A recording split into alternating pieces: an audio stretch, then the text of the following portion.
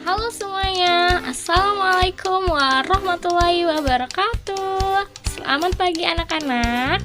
Bagaimana nih pagi hari ini? Siapakah yang sudah olahraga seperti ibu? Oke, pada kali ini ibu akan menjelaskan mengenai macam-macam otot dan fungsinya serta gerakan otot. Nah, baik anak-anak, apakah kalian sudah siap anak-anak untuk belajar pagi hari ini?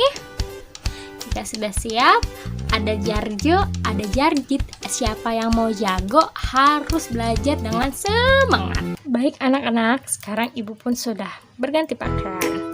Nah, mari kita belajar bersama-sama. Hari ini kita akan belajar tentang macam-macam otot dan fungsinya serta gerakan otot. Tapi sebelum itu, ibu mau nanya nih, apakah kalian masih ingat otot itu merupakan alat gerak aktif atau pasif ya? Coba kalian ingat-ingat kembali. Nah, otot merupakan alat gerak aktif. Cara kerja otot itu sendiri ialah berkontraksi dan relaksi. Apa sih itu kontraksi dan relasi? Oke. Kontraksi itu adalah kemampuan otot memendekkan saat terjadi kontraksi. Sedangkan relaksi adalah kemampuan otot memanjang. Nah, otot itu sendiri apa ya anak-anak? Otot adalah sebuah jaringan dalam tubuh manusia yang berfungsi sebagai alat gerak yang aktif yang menggerakkan tulang. Jadi garis bawahi ya anak-anak, otot itu merupakan alat gerak aktif yang membuat tulang bergerak. Jadi tulang itu adalah alat gerak pasif. Tanpa otot, maka tulang tidak bisa bergerak. Nah, otot itu memiliki berapa kemampuan sih? Otot itu mempunyai 3 kemampuan. Yaitu apa saja anak-anak? Coba. Ada yang tahu? Oke. Kemampuannya itu pertama ada kontrabilitas atau kemampuan memendek saat terjadinya kontraksi. Kemudian ada ekstensibilitas atau kemampuan memanjang, dan yang terakhir elastisitas atau kemampuan kembali ke ukuran semula. Nah, tadi itu merupakan 3 kemampuan yang dimiliki otot. Apa saja anak-anak? Kontrabilitas, ekstensibilitas, dan elastisitas. Nah, sekarang itu adalah jenis-jenis atau macam-macam otot berdasarkan letaknya. Itu terbagi menjadi 3, yaitu otot polos, otot lurik, dan otot jantung. Apa sih otot-otot itu? Ada yang pernah baca? Oke, ibu akan jelaskan ya. Yang pertama adalah otot polos.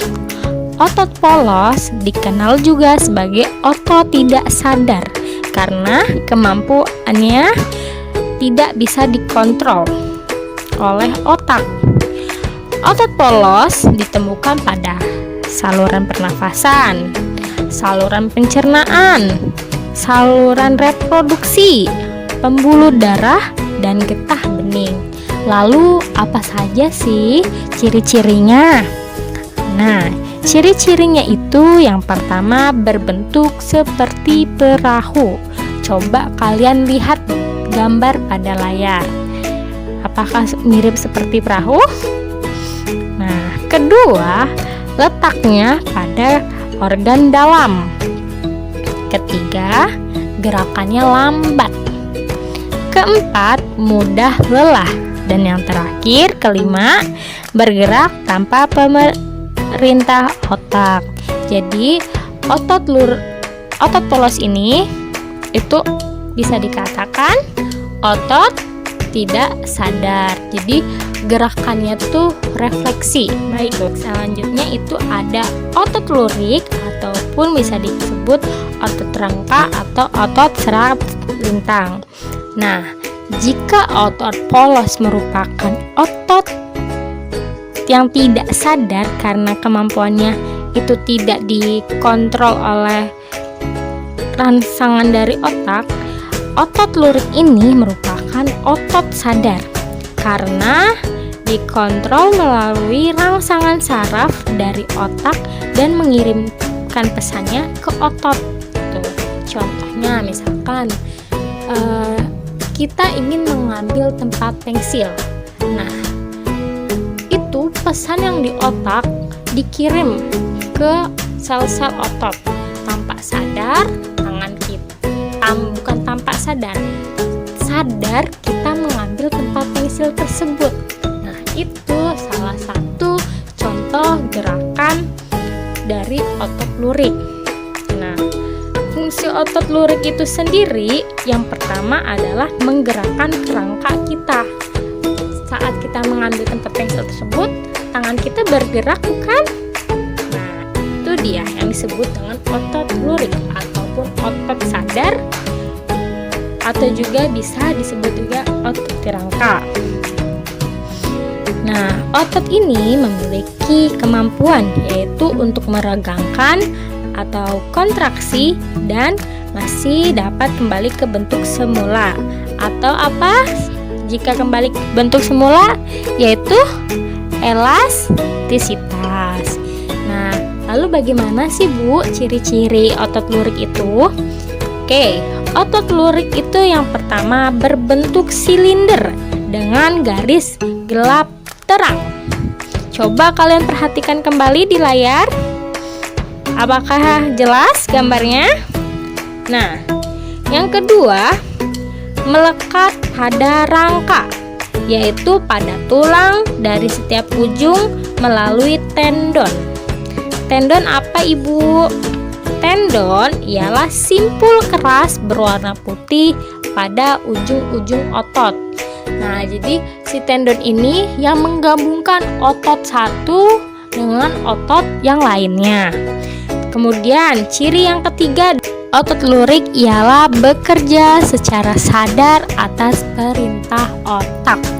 Jadi, jika otak tidak memberi sinyal perintah, maka otot ini tidak akan bekerja. Nah, yang terakhir ialah cepat lelah. Baik, selanjutnya itu adalah otot jantung. Otot jantung juga bisa disebut sebagai miokardium, di mana ia bertindak sebagai otot polos berirama yang dipengaruhi oleh aktivitas saraf dan hormon. Kemudian ciri-ciri dari otot jantung itu sendiri ialah pertama, berbentuk silinder, kedua, mempunyai percabangan yang disebut sinsitium, ketiga, terletak pada jantung, keempat, bekerja tanpa perintah otak, dan tidak mudah lelah. Nah, tadi kan sempat disinggung bahwa otot jantung ini bertindaknya itu seperti otot polos berirama. Mengapa otot polos berirama? Nah, kalian tahu bagaimana jantung berdetak? Yaitu dari mengembang lalu mengempis kan? Nah, itu disebut gerak otot polos berirama. Baik, yang selanjutnya adalah gerak otot. Gerakan otot itu terbagi menjadi dua kelompok, yaitu gerakan otot dengan arah berlawanan atau antagonis, dan gerakan otot yang arahnya bersama atau sinergis.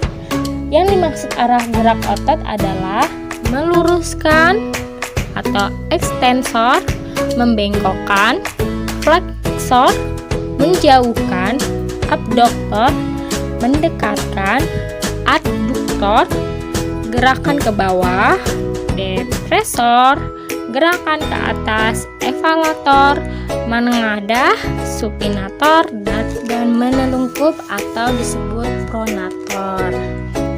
Nah, selanjutnya itu ada contoh-contoh dari gangguan otot, yaitu yang pertama ada atrofi, kedua ada poliomyelitis, ketiga ada hipertrofi, terus keempat ada kejang otot, kelima ada kaku leher, keenam ada tetanus, 7 ada miastema gravis, 8 ada distrofi otot, dan terakhir hernia abdominalis. Baik anak-anak, penjelasan Ibu sampai cukup di sini. Kalian bisa baca kembali dari halaman 103 sampai 113